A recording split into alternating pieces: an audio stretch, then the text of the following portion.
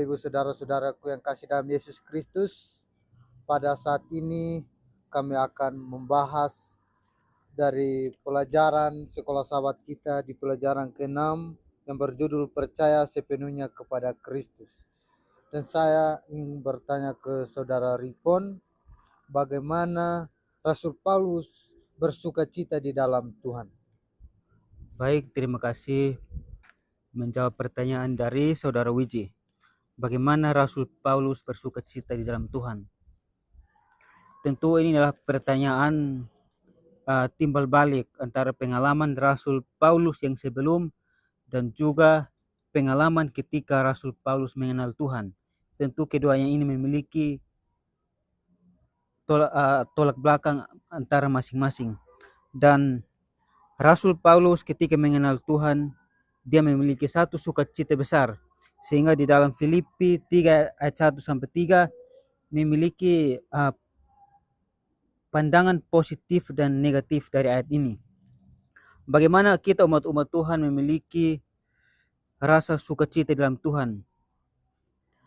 Dan melalui pengalaman daripada Rasul Paulus sendiri, dia bersukacita bukan secara lahiriah lagi, tetapi dia bersukacita secara rohani. Bahwa di dalam Tuhan sebagai tempat perlindungan bagi Rasul Paulus. Dan juga Tuhan merupakan tempat keselamatan ketika umat-umat Tuhan mencari tempat aman. Ketika umat-umat Tuhan mencari sukacita, hanya ada di dalam Tuhan. Oleh sebab itu, Rasul Paulus menghimbau kita di tengah perkembangan dunia yang sedang berkembang.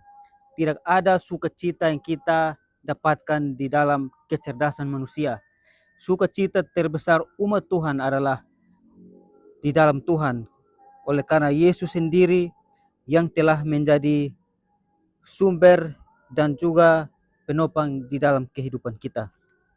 Baik, terima kasih atas jawaban yang sudah diberikan oleh saudara Boy. Dan pada saat ini juga saya akan bertanya, apa yang saudara ketahui tentang kehidupan masa lalu Paulus?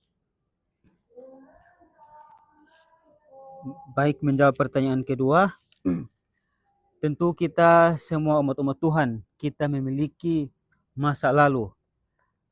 Baik masa lalu yang kelam, yang kita kadang sulit untuk mengatakan kepada orang lain. Bahkan ada juga yang malu untuk menceritakan masa lalu itu. Tetapi kita ketahui semua tentang bagaimana pengalaman kehidupan masa lalu daripada Rasul Paulus. Rasul Paulus pengalaman masa lalunya adalah dia adalah orang yang sangat bersemangat, berapi-api, dan semangatnya adalah digunakan untuk membinasakan orang-orang percaya. Tetapi di sisi inilah Tuhan melihat semangat daripada Rasul Paulus, sehingga Tuhan dengan caranya memanggil Rasul Paulus sehingga membalikan semangatnya yang tadinya adalah semangat untuk membinasakan pekabaran firman Tuhan yang sedang disebarkan pada waktu itu. Tetapi Tuhan membalikan keadaan ini. Kemudian Rasul Paulus semangat untuk menyampaikan pekabaran firman Tuhan. Dan Rasul Paulus di dalam pengalamannya bahwa setiap umat-umat Tuhan kita akan berhadapan dengan orang-orang yang akan menyesatkan umat-umat Tuhan.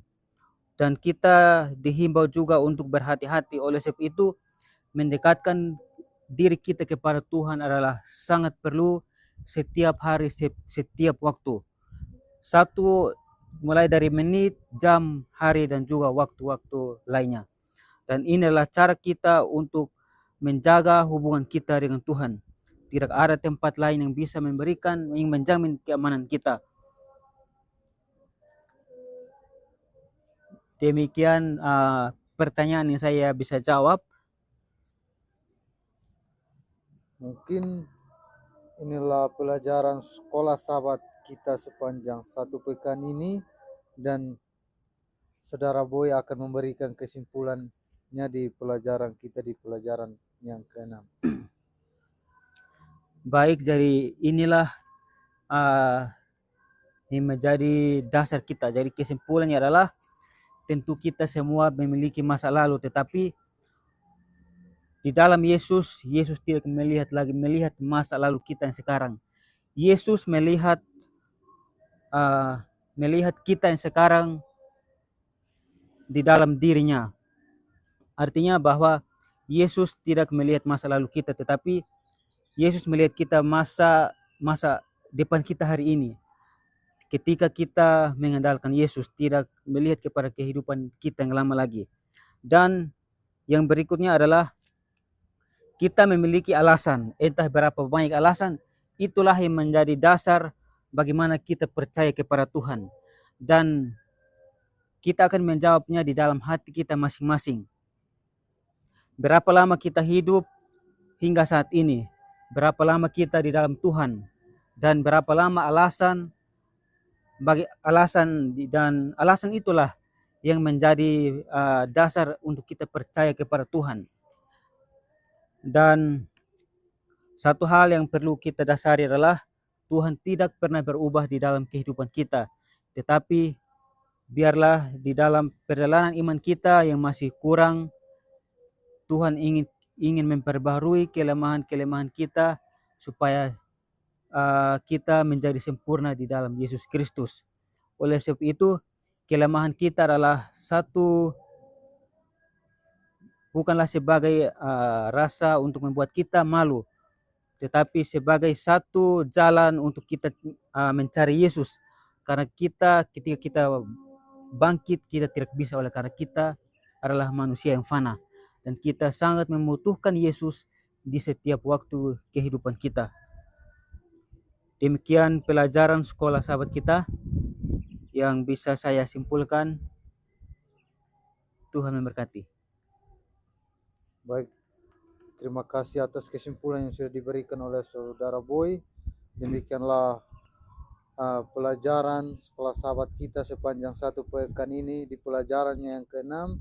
Biarlah pelajaran yang kami sampaikan ini boleh dapat membantu kita untuk lebih dekat kepada Tuhan. Kiranya Tuhan Yesus memberkati.